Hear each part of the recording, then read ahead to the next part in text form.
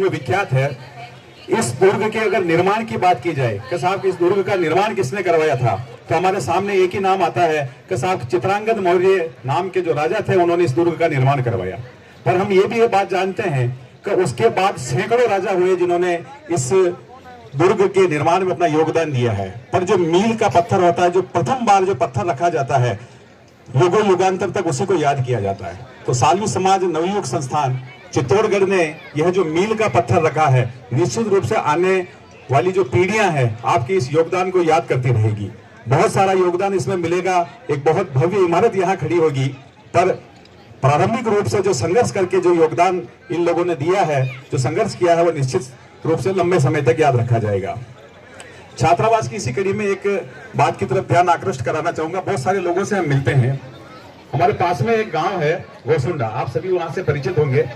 वहां पर एक खटीक समाज का जो छात्रावास है, बहुत ही शानदार छात्रावास वहां है। समाज का नौरा था। वहां के जितने भी वरिष्ठ शिक्षित प्रबुद्ध जन थे, उन्होंने एक विचार किया कि हम इस समाज के नौरे को छात्रावास में तब्दील कर देते हैं। उन्होंने एक बहुत ही शानदार छात्रावास बनाया और चित्तौड़ से, गोसुंडा के तो बच्चे वहां खटीक समाज के पढ़ते ही हैं, पर चित्तौड़ से भी बहुत सारे बच्चे, आसपास के गांवों से बच्चे वहां पढ़ने के लिए जाते हैं। वह छात्रावास जो एक लाइब्रेरी के रूप में उन्होंने विकसित किया है, सुबह 6 बजे से लेकर के रात को 11 बजे तक वो चलता है। 3 सेटअप में वहां पे क्लासें चलती है, सुबह 6 बजे से 11 बजे तक, 12 बजे से शाम को 4 बजे तक और 5 बजे से रात को 10 बजे तक। आप यकीन मानिए कि इस कार्य की वजह से कम पिछले 3 सालों में गोसुंडा के 100 युवा नौकरी लगे हैं। हम लगातार अखबार में देखते हैं कि साहब के गोसुंडा से 11 पीटी एक साथ बन गए खटीक समाज के। हम देखते हैं साहब 9-9, 8-8 ऐसे ही जो है पुलिस में एक साथ वहां से बन गए, आरएस अधिकारी वहां से निकले हैं।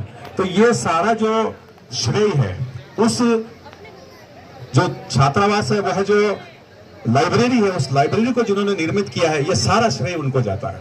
बहुत मेहनत की उन्होंने, एक बार स्थापित कर दिया तो समाज के युवा ही उस चीज को आगे बढ़ा रहे हैं। जितने भी इस संस्थान से जुड़े हुए लोग हैं, हम जितने भी युवा साथी हैं, हमारे सभी बुजुर्गों को हम आश्वस्त करना चाहते हैं कि निश्चित रूप से इस भूमि पर हम इसी प्रकार का एक लाइब्रेरी तैयार करेंगे जो हमारे छात्रों को ऐसा होनहार बनाएगी कि पूरी दुनिया में वो हमारा नाम करेंगे।